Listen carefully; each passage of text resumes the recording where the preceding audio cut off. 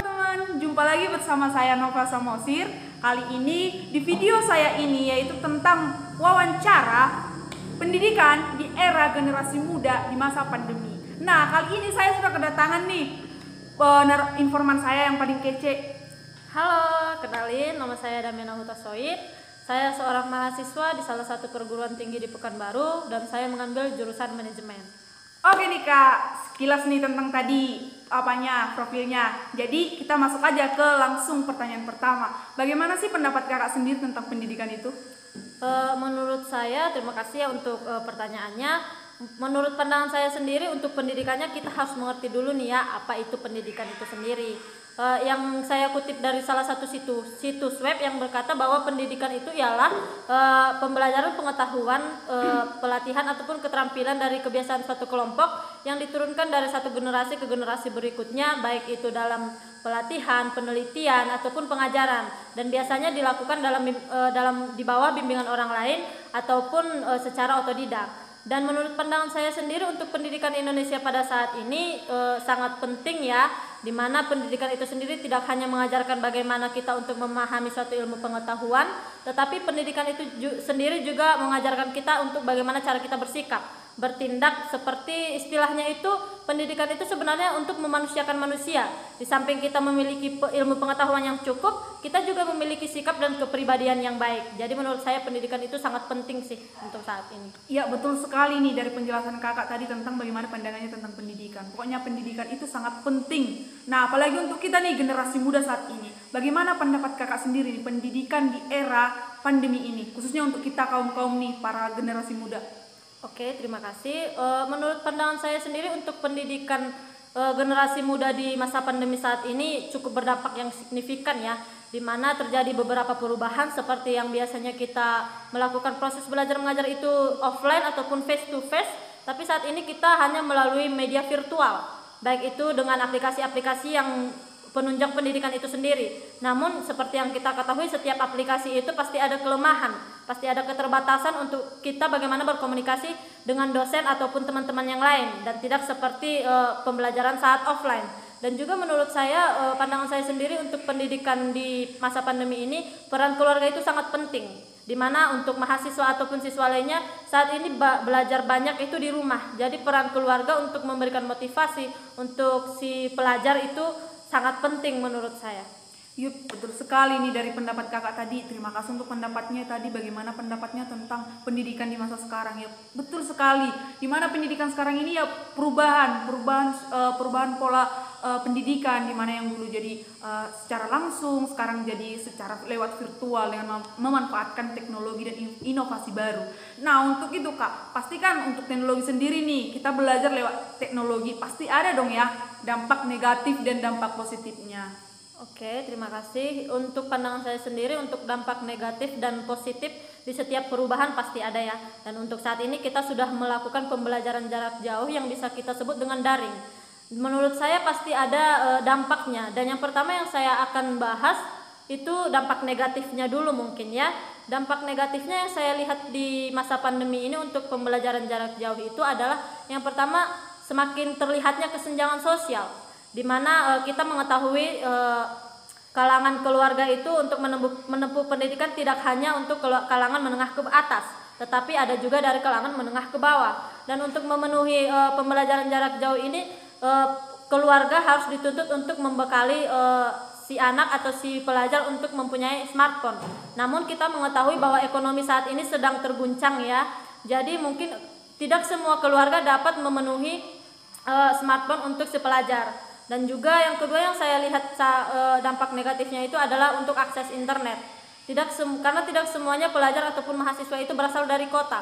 Pasti ada dari pelosok-pelosok desa, di mana yang memiliki akses internet yang lambat, bahkan mungkin sangat-sangat kurang. Dan juga akses internet itu juga berpengaruh penting dalam pembelajaran jarak jauh saat ini. Jadi menurut saya untuk akses internetnya itu menjadi dampak negatif sih untuk si pelajar itu sendiri. Dan untuk yang dampak positifnya yang saya lihat di masa pandemi ini untuk pembelajaran jarak jauh itu adalah, yang pertama yang paling saya lihat itu di bidang teknologi, di mana kita diajarkan untuk lebih melek teknologi lagi, di mana yang sebelumnya kita belum paham nih bagaimana pengoperasian ini. Contoh saya cerita sedikit ya, yang sebelumnya juga saya tidak terlalu paham nih bagaimana mengoperasikan Zoom. Bahkan mungkin saya sebelumnya tidak tahu apa itu Zoom. Tetapi saat ini saya bisa dikatakan dapat mengoperasikan Zoom dengan baik. Jadi menurut saya untuk pembelajaran jarak jauh itu berpengaruh untuk meningkatkan saya untuk menguasai bagaimana itu teknologi. Dan yang kedua itu yang saya lihat adalah kita diajarkan untuk lebih belajar mandiri. Di mana di pembelajaran jarak jauh ini kita diajarkan untuk lebih dapat mencari pelajaran itu sendiri. Saat kita dikasih materi sama guru atau dosen, kita dikasih baik itu dalam bentuk video ataupun dalam bentuk file lainnya, kita harus bisa nih mencari jawaban ataupun mencari bagaimana referensi-referensi untuk materi tersebut.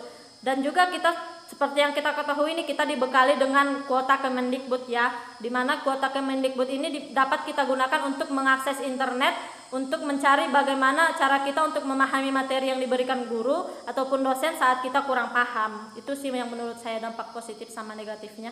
Wah, betul sekali. Terima kasih untuk bagaimana dampak negatif dan juga positifnya. Dampak positif tadi bagaimana ya, dari dampak negatifnya mulai dari kesenjangan sosial, karena nggak semua juga kan perekonomian setiap yang mengambil pendidikan itu sama, ada juga strata bawah, menengah dan juga ke atas. Mungkin hal-hal seperti ini bisa jadi hambatan juga ya dikatakan untuk kita bagaimana melakukan pendidikan itu, pasti ada hambatannya dan itu merupakan juga salah satu dampak negatifnya buat kita sendiri. Nah, terus ada juga dari masalah kuota ataupun jaringan seperti itu. Dan terus karena kan berbeda-beda juga nih untuk kota seseorang, ada juga yang di pedesaan, ada juga yang di perkotaan, jadi berbeda-beda. Nah, untuk dampak positifnya memang iya, kita yang dulunya yang gaptek, yang nggak ngerti tentang teknologi lebih dalam, tapi dengan adanya pendidikan secara online ini kita lagi marak-maraknya bisa menggunakan e-learning lah, Zoom lah, seperti itu. Banyak lagi aplikasi-aplikasi yang mendukung untuk pembelajaran di masa pandemi ini. Dan untuk melatih kemandirian kita, yang dulunya kita dikasih tugas secara langsung, sekarang kita bisa mencari referensi dengan menggunakan teknologi secara gampang lewat YouTube. Kita belajar sendiri, dipicu untuk ada semangat kita untuk belajar sendiri. Dan pastinya nih untuk kakak sendiri, terima kasih untuk penjelasannya yang ketiga itu. Dan untuk harapannya ke depan, baik itu nanti COVID nggak ada ataupun memang ya amin kalau nggak ada lagi kan. Tapi kalau dia semisal tetap nih kita daring, apa sih harapan kakak ke depan? Pokoknya apa harapannya nih? Oke, terima kasih. Yang harapan saya ke depannya untuk pendidikan di generasi muda saat ini ya, yang harapan saya ke depannya yang pertama pasti semoga COVID cepat berlalu ya. Karena kita juga merindukan nih, saya sendiri mungkin merindukan bagaimana suasana kampus, ya kan? Dan juga saya berharapnya untuk ekonomi semakin membaik ke depannya. Karena setelah pandemi ini pasti di saat ekonomi sedang terguncang, kita harus punya di kedepannya kita punya kebutuhan yang baru lagi. Jadi kita berharap semoga ekonomi semakin membaik. Dan untuk pendidikan itu sendiri, meskipun nanti COVID belum berlalu dan kita masih melakukan proses belajar mengajar melalui pembelajaran jarak jauh, saya berharap kita semakin paham ya, kita semakin mengerti dan kita semakin bisa mengikuti nih bagaimana proses belajar mengajar tersebut. Oke, betul sekali dari harapan-harapan kakak. Harapan kita juga sama semua untuk generasi-generasi muda. Pokoknya intinya semoga COVID ini cepat berlalu, pendidikan kembali normal dan kita bisa tetap semangat. Nah, untuk nih pesan-pesan kita, pesan-pesan kakak sendiri nih, quotes-nya buat kita apa sih gitu? Oke, saya punya satu quotes yang mungkin saya rasa bisa membangun diri setiap kita generasi muda yang mau bangkit nih ya. Saya ambil quotes dari salah satu tokoh yang berkata bahwa aku tidak berkompetisi dengan orang lain, tetapi aku berkompetisi dengan diriku sendiri secara terus-menerus. Jadi di saat ini di coach itu kita diajarkan untuk lebih menggali diri kita, bagaimana potensi yang ada dalam diri kita, begitu. Yes, benar sekali dengan coachnya kakak ini. Dan tambahannya ya pokoknya doakan apa yang kau kerjakan dan yang kau kerjakan kau doakan kayak gitu. Oke, terima kasih untuk kesempatan waktunya kepada kakak yang telah memberikan waktunya nih bincang-bincang kita untuk wawancara ini. Terima kasih untuk teman-teman seluruhnya dan jangan lupa untuk like, subscribe dan juga nyalakan terus nih lonceng notifikasinya supaya dapat memantau video-video yang akan saya upload. Thank you.